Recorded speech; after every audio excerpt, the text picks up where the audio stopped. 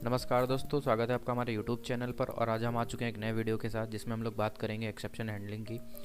मतलब ये जो अपनी टॉपिक चल रही है, प्लेलिस्ट चल रही है एक्सेप्शन, तो इसमें हम लोग आज बात करेंगे कि ट्राई कैच के थ्रू किस तरीके से हम लोग अपनी एक्सेप्शन को हैंडल कर सकते हैं। तो आज हम लोग पढ़ेंगे अपने ट्राई कैच के बारे में। तो चलिए हम लोग अपने नोट्स पे चलते हैं। सबसे पहले तो नोट्स में हमारे क्या है कि अब सबसे पहले किस तरीके से क्या चीज़ें एग्जीक्यूट होती हैं, किस तरीके से अपनी एक्सेप्शन को हैंडल किया जाता है, उसको हम लोग डीपली समझते हैं। ठीक है, तो थोड़ा सा कंसंट्रेट करिए। तो होता क्या है कि whenever there is exception, मान लीजिए जब एक्सेप्शन आती है, so the method in which occur will create an object. तो जिस भी मेथड में एक्सेप्शन आती है, मान लो जो कोड लिखेंगे वो किसी मेथड के अंदर होगा, तो उस अगर मेथड में कोई भी एक्सेप्शन आती है तो क्या होता है कि जो वो मेथड होता है वो क्या करता है, एक ऑब्जेक्ट क्रिएट करता है। And that object store three things. तो जो वो ऑब्जेक्ट क्रिएट करता है मेथड, वो क्या करता है, वो ऑब्जेक्ट तीन चीज़ें अपने अंदर स्टोर कर लेता है। कौन कौन सी? एक तो एक्सेप्शन नेम, दूसरी डिस्क्रिप्शन, और तीसरा स्टैक ट्रेस। अब ये चीज़ें क्या होती हैं? एक्सेप्शन नेम का मतलब होता है कि क्लास नेम, ठीक है, किस क्लास में वो तुम्हारी एक्सेप्शन अगर हो रही है। और डिस्क्रिप्शन में होता है कि टाइप ऑफ एक्सेप्शन, जैसे हम लोगों ने भी प्रीवियस वीडियो में चेक कर देखा है कि कहीं अर्थमेटिक एक्सेप्शन आती है, कहीं आता है कि क्लास नॉट फाउंड एक्सेप्शन। तो उसमें जो टाइप होता है एक्सेप्शन का वो डिस्क्रिप्शन में लिख के आ जाएगा। एंड स्टैक ट्रेस जो होता है, in which line exception is occur, कि किस लाइन में आपकी एक्सेप्शन जो है वो अकर हो रही है।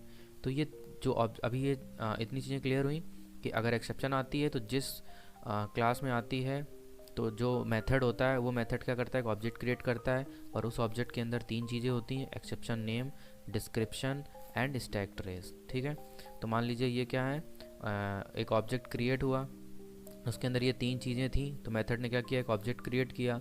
फिर क्या होता है कि अब जब ऑब्जेक्ट क्रिएट होता है वो JVM के पास जाता है। ठीक है, जो ऑब्जेक्ट होता है, तो JVM क्या करता है, अब JVM आपको मैसेज करता है कि या तो आप इसे मतलब हैंडल कर लो, ठीक है, मैनुअली हैंडल कर लो, और या फिर आप इसे मैनुअली हैंडल नहीं करते हो तो आपके प्रोग्राम को क्या करता है, टर्मिनेट कर देता है एबनॉर्मली। तो क्या होता है सीन, जैसे एक्सेप्शन आई, ये तीन चीज़ें उस मेथड के मतलब उस मेथड ने क्या करा, ऑब्जेक्ट क्रिएट किया, उस ऑब्जेक्ट के अंदर ये तीन चीज़ें हुई। ऑब्जेक्ट किससे, JVM से बातचीत करता है। अब JVM आपसे पूछेगा कि अगर आप इसको हैंडल करना चाहते हैं तो you can manually handled by try catch and other keywords. और भी जावा में कीवर्ड्स होते हैं जिससे हम लोग एक्सेप्शन को हैंडल कर सकते हैं। तो अगर आप कहते हैं ठीक है मैं हैंडल कर लूँगा, तो आप हैंडल कर लीजिए। और अगर आप नहीं करते हैं एक्सेप्शन को हैंडल, सो डिफ़ॉल्ट एक्सेप्शन हैंडलर क्या करेगा, उसको टर्मिनेट कर देगा तुम्हारे प्रोग्राम को एबनॉर्मली वहीं से।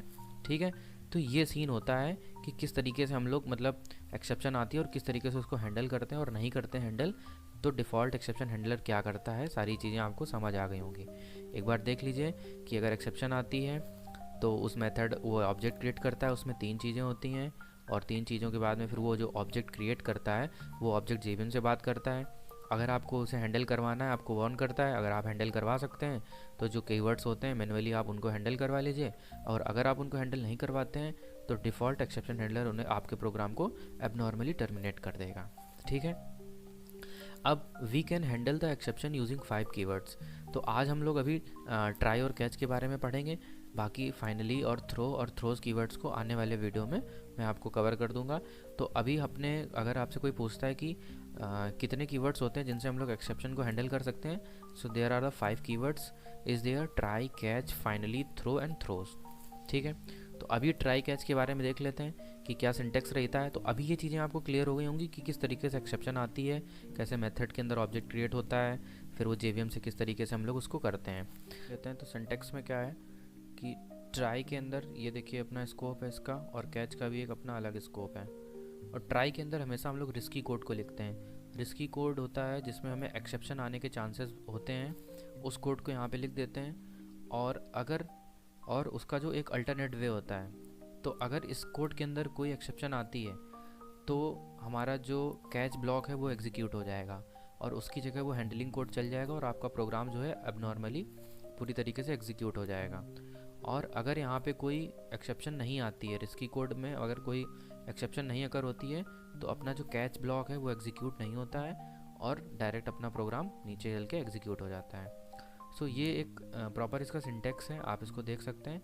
बाकी चलिए अब हम इसको प्रोग्रामिंग के थ्रू भी समझ लेते हैं कि किस तरीके से ये वर्क करती हैं चीज़ें। चलिए मैं आपको इसको प्रैक्टिकल के थ्रू भी समझा देता हूँ किस तरीके से हम लोग इसको कर सकते हैं। तो यहाँ पे देखिए हमने एक क्लास बना ली है अपनी exception01 के नाम से, ठीक है। तो चलिए इसमें हम लोग मेन मेथड अपना बना लेते हैं। मेन क्लास बनाने के बाद में यहाँ पे हम लोग क्या करते हैं, कुछ अपना कोड लिखते हैं जिसको हम हैंडल करवाएंगे ट्राई कैच के थ्रू, ठीक है।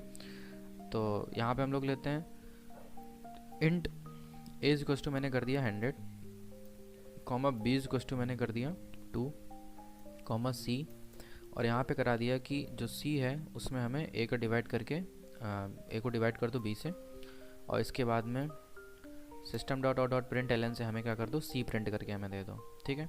तो ये चीज़ हमने अभी यहाँ पे प्रिंट करवाई है, मतलब यहाँ पे हम लोगों ने लिखी है। इसको थोड़ा और जूम कर लेते हैं। तो अभी एकदम नॉर्मल सी चीज़ यहाँ पे लिखी हुई है। आई होप आप लोगों को सारी चीज़ें समझ आ रही होंगी। एक बार क्या करते हैं, इसको राइट क्लिक करके हम लोग अपने प्रोग्राम को क्या करते हैं, रन करते हैं, ठीक है। तो जैसे राइट क्लिक करके अपने प्रोग्राम को रन करेंगे एकदम नॉर्मली, तो ये क्या करेगा, एग्जीक्यूट हो जाएगा, और यहाँ पे सिंपल सा आउटपुट आ जाना चाहिए और कुछ भी नहीं आना चाहिए। तो यहाँ पे 50 आ गया आउटपुट, जैसा कि हम लोगों ने यहाँ पे कर रखा है। अब यहाँ पे क्या करते हैं, हम लोग यहाँ पे देते हैं अपनी, अब इसी प्रोग्राम को हम बना देते हैं एक्सेप्शन, ठीक है। अब एक बार क्या करते हैं, हम इसको राइट क्लिक करके एक बार इसको रन करते हैं। तो जैसे हम लोग राइट क्लिक करके इसको एक बार रन करेंगे, तो अभी देखिए क्या आता है अपने आउटपुट में। तो उस चीज़ को आपको बहुत अच्छे से समझना है।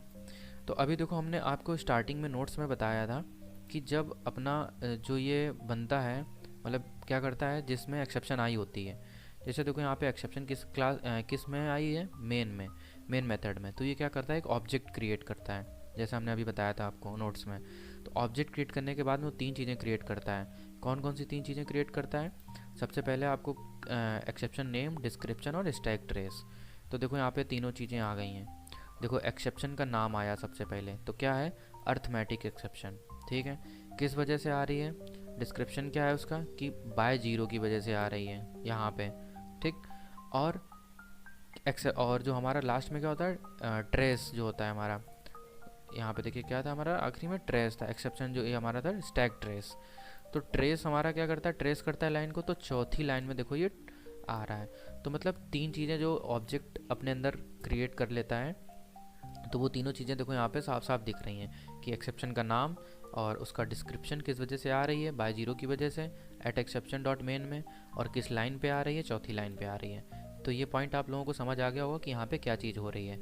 अब क्या करते हैं हम लोग, इसको ट्राई कैच के थ्रू हम लोग इसको हैंडल करवाते हैं। तो किस तरीके से हैंडल होता है, ट्राई और कैच ब्लॉक किस तरीके से एग्जीक्यूट होते हैं वो समझ लेते हैं, ठीक है। तो हम लोग लेते हैं यहाँ पे ट्राई, ठीक है। ट्राई के बाद हम लोग लेते हैं कैच, और यहाँ पे दे देते हैं एक्सेप्शन, और यहाँ पे ले लेते हैं ई। इसको थोड़ा छोटा कर लेते हैं, बहुत बल्कि दिख रहा है, ठीक है, इतना ठीक है। और यहाँ पे बाहर आने के बाद में यहाँ पे ले लेते हैं E dot print stack trace से हमको उसको क्या करते हैं, प्रिंट करवा लेते हैं।